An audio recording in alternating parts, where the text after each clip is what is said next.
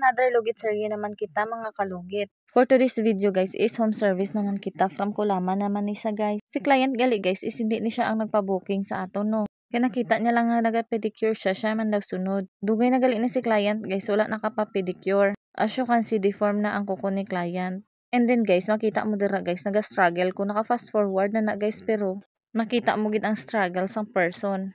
Kay matig-a ang iya nga ingrown. Kay nagdugay na ina sa iya nga kilid sang kuko guys. Nakabisi ni client guys, wala na siya nakapa-pedicure. So nadugayan na ang iya nga mga ingrown dira dikit na kaayo sa iya nga panit kag sa iya nga kuko guys. Kasi hinay-hinay ta ina guys, hasta nga nag-alsan ang iya nga ingrown. So ano ang himuon ta kundi butongon ta sang nipper. As you can see guys, naputol pa. Pero kailangan ta na siya tarungon kag limpyuhan para wala sang may mabilin. Guys, hindi kita perfecto, hindi gid ina maiwasan nga magpula gid ina, labi na kung dugay-dugay na ang ingrown ni client. Bisan ano ta kung kisa ka halong guys, magpula gid ina siya.